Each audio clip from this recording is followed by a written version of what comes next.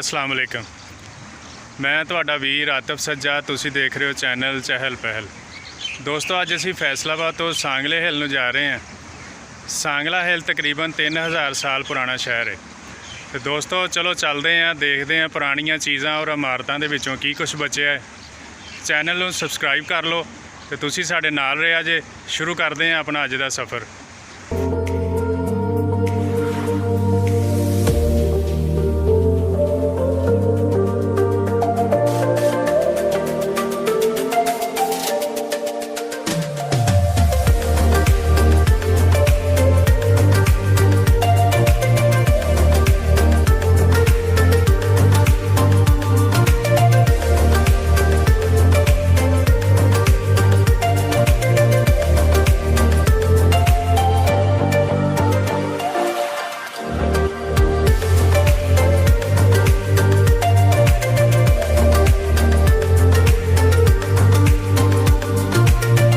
ਦੋਸਤੋ ਸਾਂਗਲਾ ਹਿੱਲ ਵੀ ਜ਼ਿਲ੍ਹਾ ਨਨਕਾਣੇ ਦਾ ਇੱਕ ਸ਼ਹਿਰ ਹੈ। ਸਾਂਗਲਾ ਹਿੱਲ ਤਕਰੀਬਨ 3000 ਸਾਲ ਪੁਰਾਣਾ ਸ਼ਹਿਰ ਹੈ। ਪੁਰਾਣੇ ਵੇਲੇ ਬਾਦਸ਼ਾਹ ਫਲਕੋਸ ਦਾ ਪੁੱਤਰ ਸਿਕੰਦਰ ਯੂਨਾਨੀ ਈਰਾਨ ਦੇ ਬਾਦਸ਼ਾਹ ਨੂੰ ਚਿੱਤ ਕਰਕੇ ਰਾਜਾ ਪੋਰਸ ਤੋਂ ਕੁੱਟ ਖਾ ਕੇ ਜਿੱਤਣ ਦੇ ਬਾਵਜੂਦ ਜਾਨ ਛੁਡਾ ਕੇ ਸਾਂਗਲਾ ਉਪੜਿਆ ਤੇ ਇੱਥੇ ਆਬਾਦ ਸਾਂਗਲਾ ਕਬੀਲਿਆਂ ਨੇ ਸਿਕੰਦਰ ਆਜ਼ਮ ਨੂੰ ਬਹੁਤ ਕੁੱਟਿਆ। ਸਾਂਗਲਾ ਕੌਮ ਜਿੱਤ ਤੇ ਨਾ ਸਕੀ, ਪਰ ਸਿਕੰਦਰ ਦੀ ਫੌਜ ਦੇ ਗਰੂਰ ਦਾ ਲੱਕ ਟੁੱਟ ਗਿਆ। ਵਿਚਾਰਾ ਇੱਥੋਂ ਹੀ ਵਾਪਸ ਟੁਰ ਗਿਆ। ਦੋਸਤੋ ਤਫਰੀਹ ਮਕਾਮ ਸਾਂਗਲਾ ਪਹਾੜੀ ਦੇ ਵੱਲ ਜਾਣ ਵਾਲੇ ਦਾਖਲੀ ਰਾਸਤੇ ਤੇ ਬਹੁਤ ਹੀ ਖੂਬਸੂਰਤ ਮਸਜਿਦ ਹੈ, ਜਿਹੜੀ ਕਿ ਮਸਜਿਦ ਨਬਵੀ ਦਾ ਮਾਡਲ ਹੈ।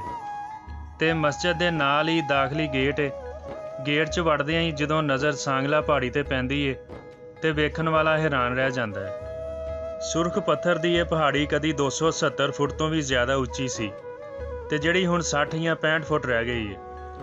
ਸਾਂਗਲਾ ਹਿੱਲ ਪਾਰਕ ਵਿੱਚ ਬੱਚਿਆਂ ਦੇ ਖੇਡਣ ਲਈ ਬਹੁਤ ਸਾਰੀ ਜਗ੍ਹਾ ਹੈ ਤੇ ਦੋਸਤੋ ਇੱਥੇ ਇੰਜਨ ਦਾ ਇੱਕ ਮਾਡਲ ਵੀ ਰੱਖਿਆ ਗਿਆ ਹੈ, ਜਿਹਦੇ ਬਾਰੇ ਕੁਝ ਲੋਕ ਕਹਿੰਦੇ ਨੇ ਕਿ ਜਦੋਂ ਅੰਗਰੇਜ਼ ਦੌਰ ਵਿੱਚ ਇੱਥੇ ਰੇਲਵੇ ਲਾਈਨ ਵਿਛਾਈ ਗਈ ਉਦੋਂ ਇਹ ਚਲਾਇਆ ਜਾਂਦਾ ਸੀ ਤੇ ਕੁਝ ਲੋਕ ਆਖਦੇ ਨੇ ਕਿ ਇਹ ਸਿਰਫ ਮਾਡਲ ਦੇ ਤੌਰ ਤੇ ਹੀ ਬਣਾਇਆ ਗਿਆ। ਦੋਸਤੋ ਇਸ ਪਹਾੜੀ ਦਾ ਪੱਥਰ ਜਦੋਂ ਫੈਸਲਾਬਾਦ ਘੰਟਾ ਘਰ ਤਾਮੀਰ ਕਰਵਾਇਆ ਗਿਆ ਤੇ ਉਹਦੇ ਵਿੱਚ ਇਸਤੇਮਾਲ ਹੋਇਆ ਸੀ ਤੇ ਕੁਝ ਤਾਰੀਖਦਾਨ ਦੱਸਦੇ ਨੇ ਕਿ ਇਸ ਪਹਾੜੀ ਦਾ ਪੱਥਰ ਬਾਦਸ਼ਾਹੀ ਮਸਜਿਦ ਵਿੱਚ ਵੀ ਇਸਤੇਮਾਲ ਹੋਇਆ ਸੀ। ਦੋਸਤੋ ਪਹਾੜੀ ਤੇ ਚੜ੍ਹਨ ਦਾ ਮੌਕਾ ਮਿਲਿਆ। ਆਖਿਆ ਜਾਂਦਾ ਹੈ ਕਿ ਇਸ ਪਹਾੜੀ ਦੀਆਂ ਸੀੜੀਆਂ ਤਕਰੀਬਨ 300 ਤੋਂ ਜ਼ਿਆਦਾ ਹੈ, ਪਰ ਮੈਂ ਗਿਣ ਨਹੀਂ ਸਕਿਆ। ਦੋਸਤੋ ਹਜ਼ਰਤ ਈਸਾ ਅਲੈਹਿਸਲਾਮ ਦੀ ਆਮਦ ਤੋਂ ਤਕਰੀਬਨ 700 ਸਾਲ ਪਹਿਲਾਂ ਵੀ ਇਹ ਪਹਾੜੀ ਮੌਜੂਦ ਸੀ। ਦੋਸਤੋ 2600 ਜਾਂ 2700 ਸਾਲ ਪਹਿਲਾਂ ਇੱਥੇ ਕਬਾਇਲ ਆਬਾਦ ਸਨ, ਜਿਨ੍ਹਾਂ ਵਿੱਚ ਜੈਨ ਮਤ, ਬੁੱਧ ਮਤ ਤੇ ਹਿੰਦੂ ਸੀ।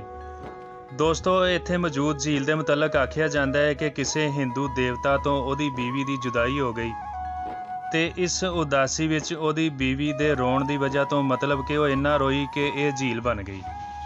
ਦੋਸਤੋ ਇਹ ਇੱਕ ਗੱਲ ਏ, ਇਹਦੇ ਤੇ ਯਕੀਨ ਨਹੀਂ ਕੀਤਾ ਜਾ ਸਕਦਾ ਕਿਉਂਕਿ ਇਹਦਾ ਕਿਤੇ ਕੋਈ ਸਬੂਤ ਨਹੀਂ ਮਿਲਦਾ। ਦੋਸਤੋ ਆਖਿਆ ਇਹ ਵੀ ਜਾਂਦਾ ਹੈ ਕਿ ਇਹ ਝੀਲ ਇੱਥੇ ਰਹਿਣ ਵਾਲੇ ਹਿੰਦੂ ਕਬਾਇਲ ਦੀ ਇਬਾਦਤਗਾਹ ਸੀ, ਮਤਲਬ ਇੱਥੇ ਉਹ ਕੋਈ ਇਸ਼ਨਾਨ ਵਗੈਰਾ ਕਰਦੇ ਸੀ। ਦੋਸਤੋ ਸਾਂਗਲਾ ਵਰਗੇ ਮੈਦਾਨੀ ਇਲਾਕੇ ਵਿੱਚ ਇਸ ਪਹਾੜੀ ਦਾ ਹੋਣਾ ਇਹ ਅੱਲਾ ਦੀ ਕੁਦਰਤ ਹੈ ਔਰ ਕੁਛ ਨਹੀਂ। ਦੋਸਤੋ ਸਾਂਗਲਾ ਸ਼ਹਿਰ ਦੇ ਵਿਚਾਲੇ ਰੇਲਵੇ ਸਟੇਸ਼ਨ ਵੀ ਮੌਜੂਦ ਹੈ, ਜਿਹੜਾ ਕਿ ਅੰਗਰੇਜ਼ ਦੇ ਦੌਰ ਵਿੱਚ ਜਦੋਂ ਰੇਲਵੇ ਲਾਈਨ ਵਿਛਾਈ ਗਈ ਤੇ ਬਣਾਇਆ ਗਿਆ। ਦੋਸਤੋ ਇਸ ਰੇਲਵੇ ਲਾਈਨ ਤੇ ਟ੍ਰੇਨਾਂ ਲਾਹੌਰ ਸ਼ੇਖੂਪੁਰੇ ਤੋਂ ਆਉਂਦੀਆਂ ਹੋਈਆਂ ਸਾਂਗਲੇ ਤੇ ਫਿਰ ਅੱਗੇ ਫੈਸਲਾਬਾਦ ਤੇ ਹੋਰ ਕਈ ਸ਼ਹਿਰਾਂ ਵਿੱਚੋਂ ਗੁਜ਼ਰਦੀਆਂ ਹੋਈਆਂ ਖਾਨੇਵਾਲ ਤੇ ਅੱਗੇ ਮੁਲਤਾਨ ਤੇ ਕਰਾਚੀ ਨੂੰ ਜਾਂਦੀਆਂ ਨੇ। ਦੋਸਤੋ ਸਾਂਗਲਾ ਬੜਾ ਤਰੱਕੀ ਯਾਫਤਾ ਸ਼ਹਿਰ ਹੈ ਤੇ ਇੱਥੇ ਤਕਰੀਬਨ ਹਰ ਸਹੂਲਤ ਮੌਜੂਦ ਹੈ ਤੇ ਇੱਥੋਂ ਦੇ ਰਹਿਣ ਵਾਲੇ ਲੋਕ ਵੀ ਕਾਫੀ ਸੁਲਝੇ ਤੇ ਪੜ੍ਹੇ ਲਿਖੇ ਨੇ। ਦੋਸਤੋ ਸਾਂਗਲੇ ਦੇ ਖੱਬੇ ਸੱਜੇ ਸ਼ਹਿਰਾਂ ਵਿੱਚ ਫੈਸਲਾਬਾਦ, ਸ਼ਾਹਕੋਟ, ਸਫਤਰਾਬਾਦ ਤੇ ਪਿੰਡੀ ਭੱਟੀਆਂ ਸਾਂਗਲੇ ਨੂੰ ਨੇੜੇ ਤਰੀਨ ਸ਼ਹਿਰ ਲੱਗਦੇ ਨੇ। ਦੋਸਤੋ ਜਦੋਂ ਅੰਗਰੇਜ਼ ਦੇ ਦੌਰ ਵਿੱਚ ਰੇਲਵੇ ਲਾਈਨ ਵਿਛਾਈ ਗਈ ਤੇ ਇੱਥੇ ਸਟੇਸ਼ਨ ਬਣਾਇਆ ਗਿਆ ਤੇ ਇੱਕ ਰੇਲਵੇ ਟਰੈਕ ਸਾਂਗਲੇ ਸ਼ਹਿਰ ਦੇ ਪਿੱਛੇ ਪਹਾੜੀ ਤੱਕ ਵੀ ਵਿਛਾਇਆ ਗਿਆ, ਕਿਉਂਕਿ ਪਹਾੜੀ ਦਾ ਸੋਹਣਾ ਤੇ ਸੁਰਖ ਰੰਗ ਦਾ ਪੱਥਰ ਜਦੋਂ ਹਿੰਦੁਸਤਾਨ ਦੇ ਵਿੱਚ ਰੇਲਵੇ ਲਾਈਨਾਂ ਵਿਛਾਉਣ ਦਾ ਅਮਲ ਸ਼ੁਰੂ ਹੋਇਆ ਤੇ ਫਿਰ ਇਹ ਪੱਥਰ ਤੋੜ ਕੇ ਉਹਨਾਂ ਰੇਲਵੇ ਲਾਈਨਾਂ ਤੇ ਇਸਤੇਮਾਲ ਕੀਤਾ ਜਾਂਦਾ ਸੀ। ਤੇ ਦੋਸਤੋ ਦੂਸਰੇ ਤਰੱਕੀ ਯਾਫਤਾ ਸ਼ਹਿਰਾਂ ਦੀ ਤਰ੍ਹਾਂ ਇੱਥੇ ਵੀ ਸਬਜ਼ ਮੰਡੀ ਤੇ ਗਲਾ ਮੰਡੀ ਵੀ ਹੈ, ਜਿਹਦੇ ਨਾਲ ਬਹੁਤ ਸਾਰੇ ਮਜ਼ਦੂਰ ਤਬਕੇ ਦਾ ਰੋਜ਼ਗਾਰ ਜੁੜਿਆ ਹੋਇਆ ਹੈ।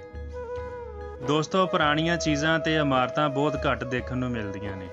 ਦੋਸਤੋ ਅੱਜ ਲਈ ਇੰਨਾ ਹੀ। ਅਗਲੀ ਵੀਡੀਓ 'ਚ ਇੱਕ ਨਵੇਂ ਸ਼ਹਿਰ ਨਾਲ ਹਾਜ਼ਰ ਹੋਵਾਂਗੇ। ਜਦ ਤੱਕ ਸਾਨੂੰ ਦਿਓ ਇਜਾਜ਼ਤ। ਆਪਣਾ ਤੇ ਆਪਣੇ ਆਸੇ-ਪਾਸੇ ਲੋਕਾਂ ਦਾ ਖਿਆਲ ਰੱਖੋ। ਰੱਬ ਰਾਖਾ।